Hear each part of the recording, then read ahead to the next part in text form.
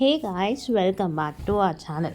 இன்றைக்கி நம்ம கிச்சனில் பார்த்திங்கன்னா ஒரு சிம்பிளான ஈஸியான மட்டர் பன்னீர் பலாவ் எப்படி செய்கிறதுன்னு தான் பார்க்க போகிறோம்.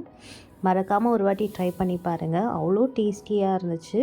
லஞ்ச் பாக்ஸ் கொடுத்து விடும்போது இன்னும் நல்லாயிருக்கும். வாங்க எப்படி செய்யுதுன்னு பார்ப்போம். இதுக்கு பார்த்திங்கன்னா முதல்ல நம்ம பன்னீரை மேரினேட் பண்ணி வச்சுக்கலாம். இதுக்கு ஒரு 1/4 ஸ்பூன் சால்ட், இது கூடவே பார்த்திங்கன்னா ஒரு 1/4 ஸ்பூன் கரம் மசாலா, இதெல்லாம் போட்டு நல்லா நம்ம எல்லா பக்கமும் படுற மாதிரி மிக்ஸ் பண்ணிப்போம். மிக்ஸ் பண்ணி ஒரு 5 to 10 மினிட்ஸ் அப்படியே வச்சிடணும். இதை பார்த்திங்கன்னா ஒரு பேனில் ஆயில் விட்டுட்டு இப்போ பன்னீரை நம்ம ஃப்ரை பண்ணி எடுத்துக்க போகிறோம். இந்த மாதிரி பன்னீரை ஒன்று ஒன்றா வச்சு 4 பக்கமும் திருப்பி போட்டு நம்ம நல்லா அது ப்ரௌனிஷ் ஆகிற வரலும் ஃப்ரை பண்ணி எடுத்து செப்பரேட்டாக வச்சுக்க போகிறோம். பாருங்கள், இந்த மாதிரி நல்லா ப்ரௌனிஷ் ஆகிற வரலும் நம்ம ஃப்ரை பண்ணிக்கலாம். இப்போ பார்த்திங்கன்னா நம்ம ஒரு குக்கர் எடுத்துக்கலாம். குக்கரில் பார்த்திங்கன்னா ஒரு 2 டேபிள் ஸ்பூன் ஆஃப் கீ விட்டுட்டு கூடவே பார்த்திங்கன்னா தேவையான அளவுக்கு ஆயில் விட்டுக்கோங்க.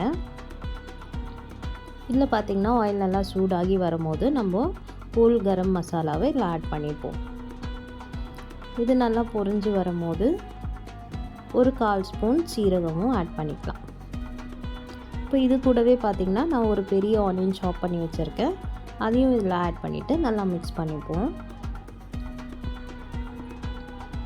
நல்லா ஆனியன் ப்ரௌனிஷ் ஆகிற வரலும் மிக்ஸ் பண்ணிக்கோங்க.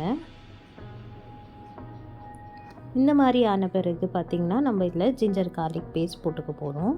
இப்போது அந்த ரா ஸ்மெல் போகிற வரலும் நல்லா மிக்ஸ் பண்ணிக்கலாம். கூடவே காரத்துக்கு ஒரு 3 பச்சை மிளகா ப்ளஸ் நான் ஒரு சின்ன தக்காளி மட்டும் போட்டிருக்கேன் சாப் பண்ணி. நீங்களும் ஆட் பண்ணி இதை நல்லா மிக்ஸ் பண்ணிக்கோங்க. இந்த மாதிரி நல்லா மசாலா சேர்ந்து வரும்போது இது கூட பார்த்திங்கன்னா ஒரு 1/4 ஸ்பூன் கரம் மசாலா, ஒரு ஸ்பூன் மிளகாய்த்தூள் ஆட் பண்ணிவிட்டு நல்லா மிக்ஸ் பண்ணி விட்டுக்கோங்க. உங்களுக்கு காரத்துக்கு ஏற்ற மாதிரி நீங்கள் இதை பேலன்ஸ் பண்ணி ஆட் பண்ணிக்கலாம். இது கூடவே பார்த்திங்கன்னா நான் க்ரீன் பீஸ் ஆட் பண்ணிக்க போகிறேன். ஆட் பண்ணி இதையும் நல்லா மிக்ஸ் பண்ணி விட்டுக்கோங்க, எல்லாம் ஒன்றா சேர்ந்து வர மாதிரி. கூடவே இந்த டிஷ்ஷுக்கு தேவையான அளவுக்கு சால்ட்டும் இந்த ஸ்டேஜில் நம்ம போட்டுக்க போகிறோம். ஒரு அரை கைப்பிடி அளவுக்கு புதினா ஆட் பண்ணிவிட்டு எல்லாத்தையும் மிக்ஸ் பண்ணி விட்டுக்கோங்க. எல்லாம் நல்லா ஒன்றா சேர்ந்து வரும்போது நம்ம ஆல்ரெடி ரைஸ் சோக் பண்ணி வச்சுருக்கோம். பாஸ்மதி ரைஸ் தான் எடுத்திருக்கேன். 1 டம்ளர் அரிசி எடுத்திருக்கேன். அதை நம்ம இதில் ஆட் பண்ணிக்கலாம்.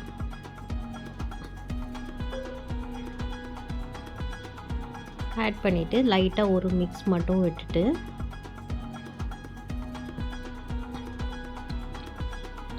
நம்ம இதில் இப்போது தேவையான அளவுக்கு தண்ணி விட்டுக்க போகிறோம்.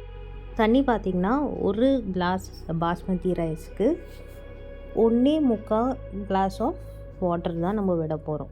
இதுலேயே பார்த்திங்கன்னா பன்னீரும் ஆட் பண்ணிட்டேன். ஆட் பண்ணிவிட்டு தண்ணியை விட்டு நம்ம மிக்ஸ் பண்ணிக்க போகிறோம். இது தண்ணி நல்லா கொதித்து வர வரலும் நம்ம இதை அப்படியே ஓப்பன் குக் பண்ண போகிறோம். இந்த மாதிரி தண்ணி நல்லா கொதித்து கொஞ்சம் குறைஞ்சி வரும்போது நம்ம பார்த்திங்கன்னா இந்த ஸ்டேஜில் சால்ட் எல்லாம் செக் பண்ணிக்கோங்க. செக் பண்ணிவிட்டு லிட் வச்சு க்ளோஸ் பண்ணி குக் பண்ணிக்கலாம். நான் பார்த்திங்கன்னா ஜஸ்ட் 2 விசில் தான் விட போகிறேன். விட்டு எடுத்தோடனே பார்த்திங்கன்னா நம்மளுக்கு ரைஸ் ரெடி ஆகிடும். இது ஒரு 1 pot டிஷ் அண்ட் டேஸ்டியான டிஷ் கூட. மறக்காமல் இந்த மாதிரி டிஷ்ஷஸை ஒரு வாட்டி ட்ரை பண்ணி பாருங்கள். உங்கள் கிட்ஸோட லஞ்ச் பாக்ஸ்க்கும் இது நல்லாவே செட் ஆகும். இந்த மாதிரி டிஷ்ஷஸ்க்கு மறக்காமல் நம்ம சேனலை சப்ஸ்கிரைப் பண்ணுங்கள், லைக் பண்ணுங்கள், ஷேர் பண்ணுங்கள், மறக்காமல் கமெண்ட் பண்ணுங்கள். தேங்க்யூ ஃபார் வாட்சிங்.